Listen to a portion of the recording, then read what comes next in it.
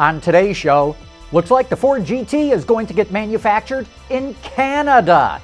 Consumer Reports says independent repair shops score higher than dealers, and one supplier is already designing interiors for autonomous technology. All that and more coming right up on Autoline Daily.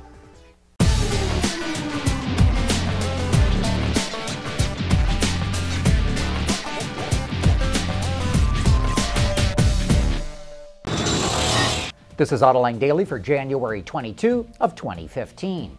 Well, we've got more information about the Ford GT.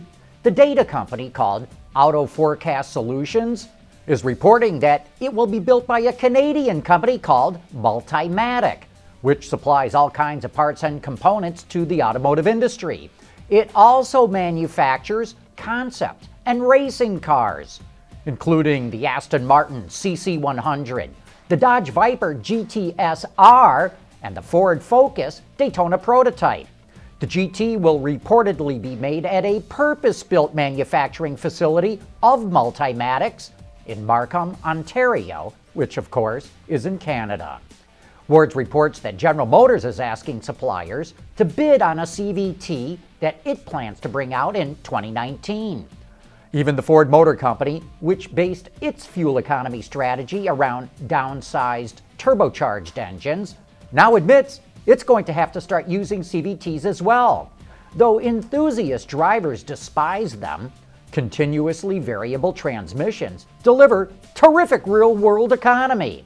Just to give you a comparison, at the North American Car of the Year test drive in Hell, Michigan, 2 years ago, I got 33 miles to the gallon in a CVT Nissan Altima on my test route.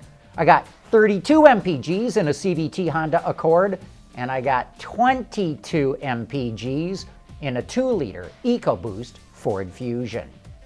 Still to come, a spin behind the wheel of the new Land Rover Discovery Sport. CR says independent shops are preferred over dealers, and a supplier provides its vision of what an autonomous car interior could look like.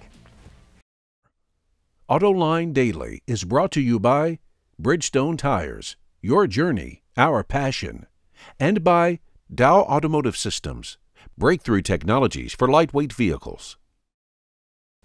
We just got the chance to get behind the wheel of Land Rover's new SUV, the Discovery Sport, and here are the quick highlights. For U.S. customers, it's offered with a 2-liter 4-cylinder gasoline engine that's mated to a 9-speed automatic, which helps it get 23 mpgs combined. A diesel is coming later, but the company did not say when it will be available in North America.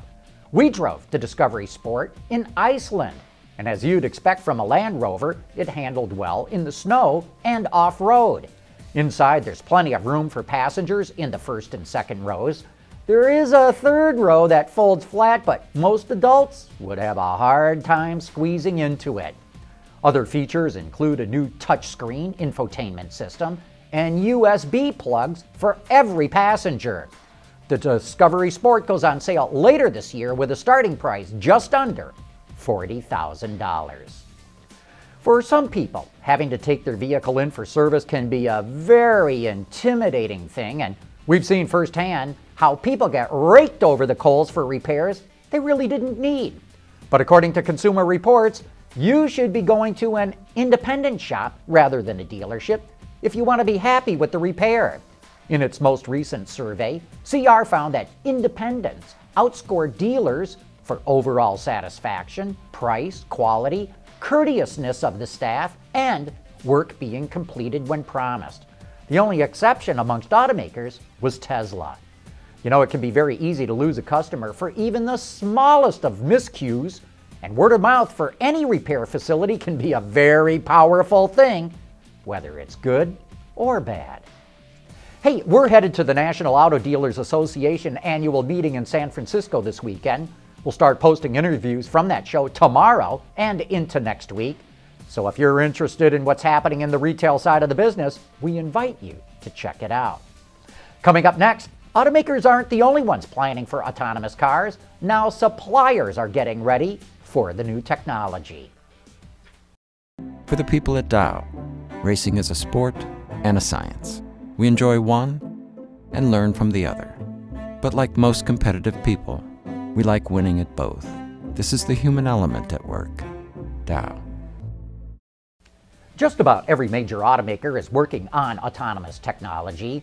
Earlier this month, Mercedes showed off its F015 concept car that offers fully autonomous capability.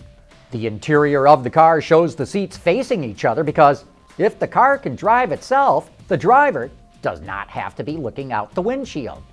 But before we get to full autonomy, we're going to have semi-autonomous cars that will allow the car to drive itself at lower speeds in traffic jams.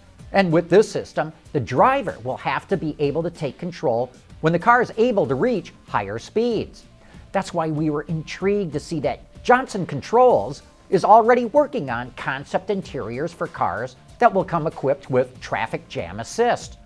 After the driver has set the car in autonomous mode, he or she can slide out a small table from the center console that allows them to read a book or work with a laptop or tablet. When the traffic starts to clear, the driver gets a visual warning that it's time to start putting everything away and take control of the car again. Since you can work while the car drives, JCI cleverly packaged a lot more storage space into the interior, including a glove box with a tray that can be easily adjusted to hold different size tablets. The center console and door panels use what are called tambour doors, which easily slide back and forth and can also bend into different configurations.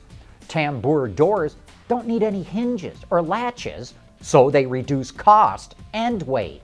What we find most interesting about this concept is that here we have a supplier already looking ahead to semi-autonomous cars, and that suggests to us they are only a few years away.